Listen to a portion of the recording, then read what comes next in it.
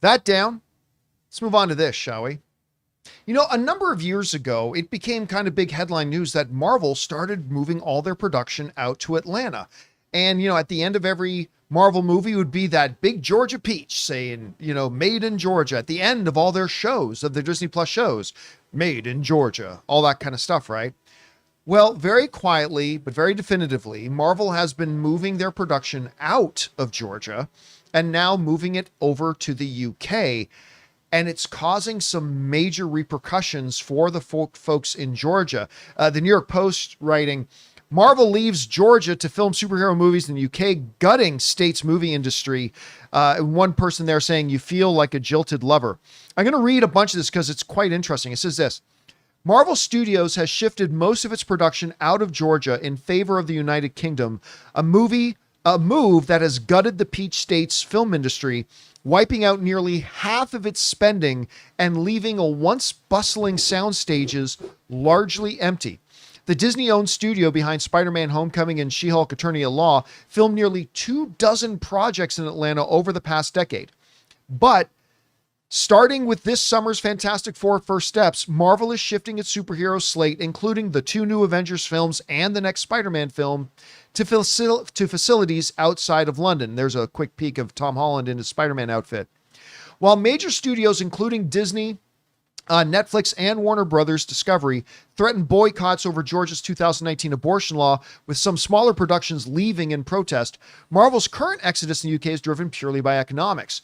Rising labor costs in Georgia tip the scales. In the UK, crews are paid less and studios aren't saddled with having to pay their health insurance expenses, making it cheaper to shoot overseas because the UK, like Canada, has nationalized healthcare.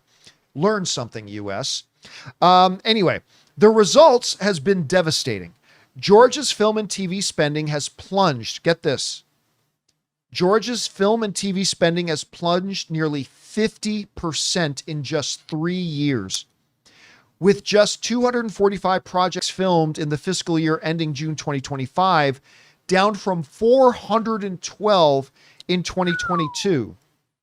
Now, somebody in the industry, you feel like a jilted lover, Janie Golson, 62, a script supervisor who once made $200,000 a year working on Marvel sets, told the Journal. She hasn't had steady work since February 2024 and has borrowed from her retirement fund to cover bills. In the Wall Street Journal, they talk about this same person, Rob, and she was talking about how for a couple of years, she was absolutely overbooked. Like she was turning down projects. And now she can't fill her schedule. Now, look, at the risk of sounding insensitive, and I do not mean to, remember, Georgia and Atlanta only became like that because they took the jobs from somebody else. Yeah. Remember, it was like during that big push when Georgia increased their tax incentives and did all kinds of stuff and started building all these facilities. They got all that production because they took it from other people. So like other people were left short on employment or whatever because Georgia got the jobs. And now Georgia is feeling that same pinch. I'm not saying that makes it okay at all. It's devastating whenever you hear stuff about that.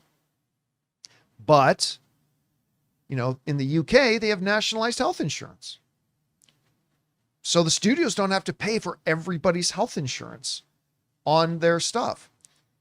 Also, it's cheaper to get it done over there. Both licenses, studio constructions, set requirements, all that stuff, and crew is all less expensive.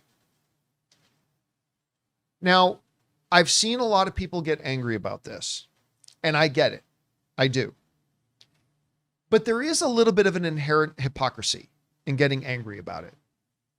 Because when you and I shop at Walmart or Target, instead of the local brick and mortar, mom and pop, locally owned boutique shops, well, what are those? Oh, you see, maybe some of you don't know what they are because Walmart and Target put them out of business.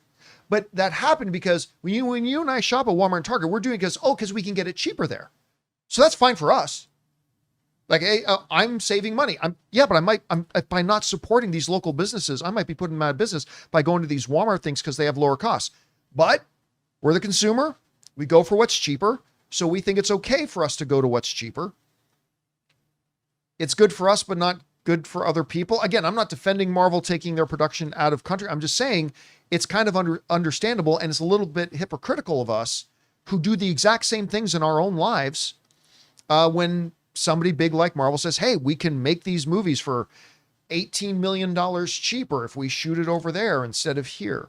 Guys, we want to take a second to thank the sponsor of today's video, PrizePicks. What a great time to be a sports fan. Basketball playoffs are on. Hockey playoffs are on. It is the perfect time to jump into the action with PrizePicks, the easiest and most fun way to turn your sports knowledge into real winnings. PrizePicks is daily fantasy made really simple. Just pick more or less on a few player projections, like points, assists, goals, and you can win up to 2,000 times your money. For example, this week, I've got Jalen Brunson for more than 24.5 points, or Jason Tatum for more than 6.5 rebounds. I love how fast and easy it is to lock in a lineup in just under a minute. Plus, they've got a couple of weekly features, like, for example, Flex Friday. If your lineup doesn't win, you get your net losses back in promo funds. And every Tuesday, check out Taco Tuesday for discounted player projections up to 25% off. So download the app today and use the code Campea to get $50 instantly after you play your first $5 lineup. That's code Campea to get $50 instantly after you play your first $5 lineup. PrizePicks, run your game.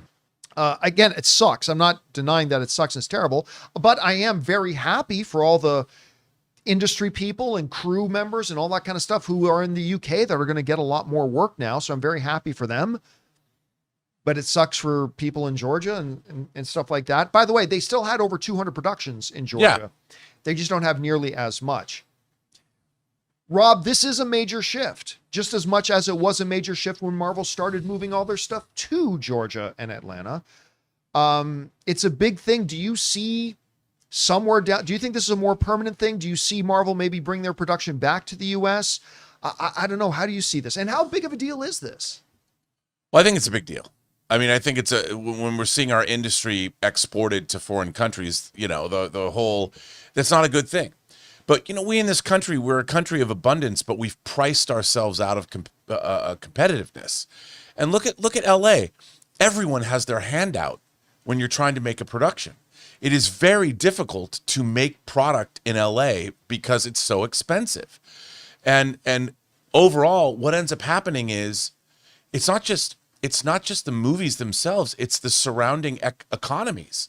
The thing about Atlanta and where they're really going to feel it is all the people that make money on it, they go out to dinner on the weekends.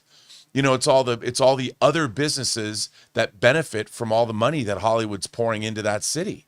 So, that's a real bummer. I mean, it's a real bummer. I feel sorry for the people in Atlanta, but Marvel, with their exorbitant costs, they've got to cut costs too. I mean, the fact that their movies are not guaranteed to gross $1 billion anymore.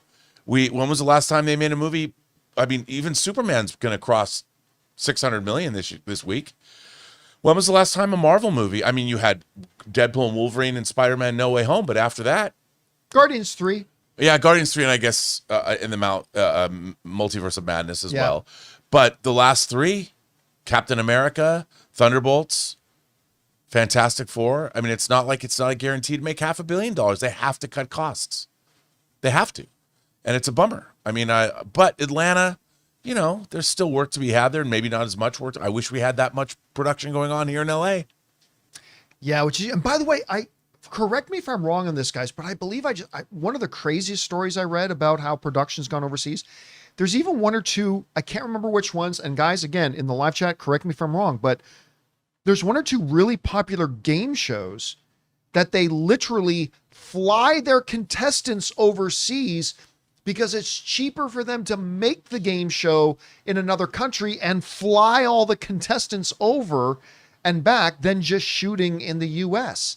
It's kind of crazy about that. And I just can't remember which game shows those are, but if anybody in the live chat remembers what they are, put it in there. And, there was this article that came out a while ago that showed, listen, for every $1 in incentives that a state offers in tax rebates and tax incentives, I believe they said, without hyperbole, they said the state makes $4 in return.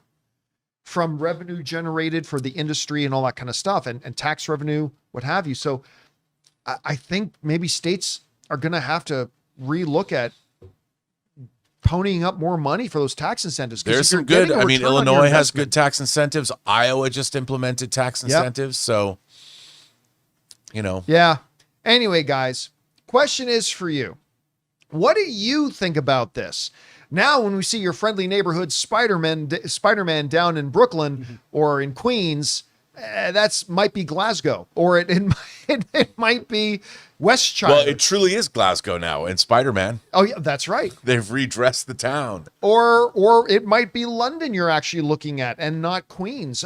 Whatever you think about that, and at the end of the day, I think most consumers won't care. They just want to see a good movie. But whatever you think about it, jump down to the comments section below and let us know your thoughts. Hey guys, thanks so much for watching this video. Make sure you like the video, leave a comment, and subscribe to our channel. And don't forget, we have a daily podcast called the John Campea Show podcast, available on Apple Podcasts, Spotify, or your favorite podcasting app of choice. Go and subscribe to it today so it'll be there when you need it.